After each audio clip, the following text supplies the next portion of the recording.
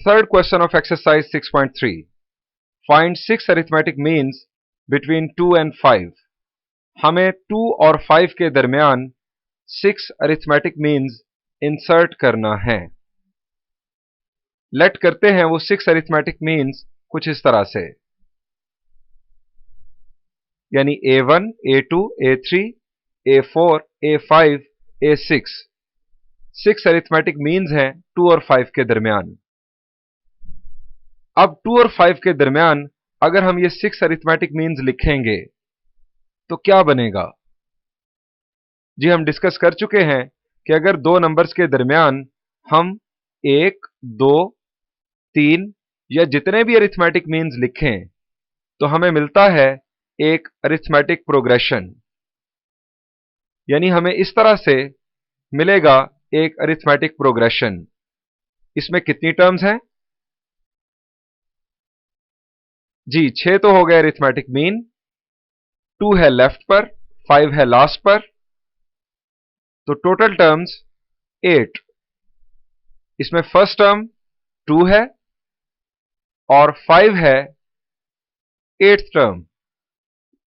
हमें ये दरमियान में arithmetic means A1, A2, A3, A4, A5 और A6 ये मालूम करना है। अब जरा सोचें, हमारे पास 2 मौजूद है, A1 कैसे आ सकता है? हम अरिथमेटिक सीक्वेंस की लॉजिक जानते हैं कि अगर फर्स्ट टर्म में कॉमन डिफरेंस ऐड करें तो हमें मिलती है सेकंड टर्म, सेकंड टर्म में कॉमन डिफरेंस ऐड करें तो हमें मिलती है थर्ड टर्म, और इस तरह से आप सिलसिला आगे बढ़ा सकते हैं। हमारे पास फर्स्ट टर्म है 2, अगर हमें कॉमन डिफरेंस मिल जाए तो हम फर्स्ट टर्म के बाद बाकी तमाम टर्म्स फाइंड आउट कर सकते हैं। अब फर्स्ट टर्म और 8th टर्म की मदद से कॉमन डिफरेंस कैसे फाइंड आउट किया जा सकता है? जी याद है आपको general term of the arithmetic sequence? याद है?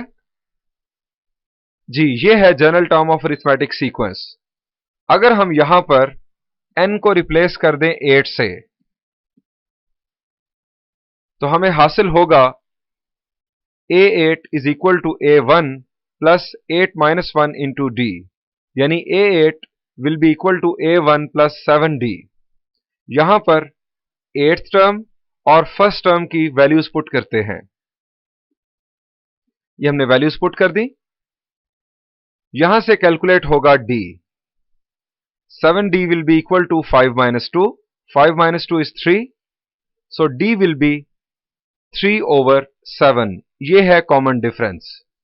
अगर हम ये कॉमन डिफरेंस फर्स्ट टर्म यानी 2 में ऐड कर दें तो हमें हासिल होगा फर्स्ट अरिथमेटिक मीन A1, और अगर यही कॉमन डिफरेंस हम A1 में ऐड करेंगे तो हमें हासिल होगा A2, और इस तरह से बात आगे चलती चली जाएगी।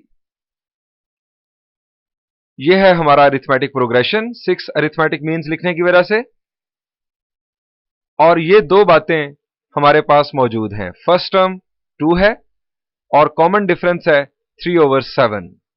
हमें फाइंड आउट करना है A1, यानी second term of arithmetic progression.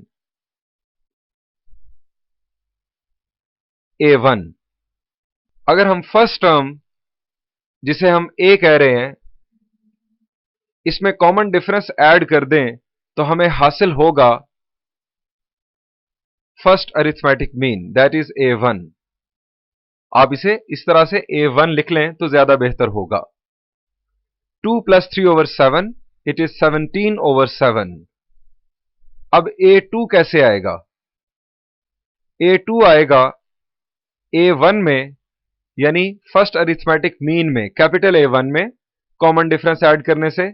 17 over 7 में अगर हम 3 ओवर 7 ऐड करें तो हमें हासिल होगा A2।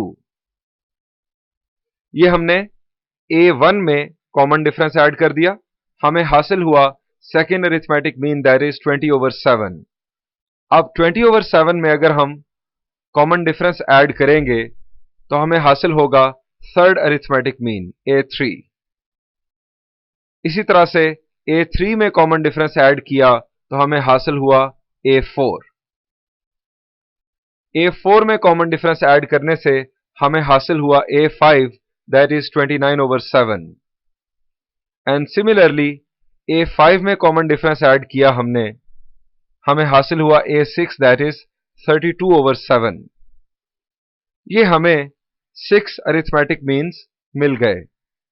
अगर हम 2 और 5 के दरमियान ये 6 के 6 अरिथमेटिक मीन लिख दें तो ये होगा एक अरिथमेटिक प्रोग्रेशन जिसका कॉमन डिफरेंस होगा 3/7। ये है हमारे रिक्वायर्ड अरिथमेटिक मीन्स। बिल्कुल इसी पैटर्न को फॉलो करते हुए सिमिलर क्वेश्चंस हैं क्वेश्चन नंबर 4, 5 और 6 और इसके अलावा पेज नंबर 195 पर एग्जाम्पल 1।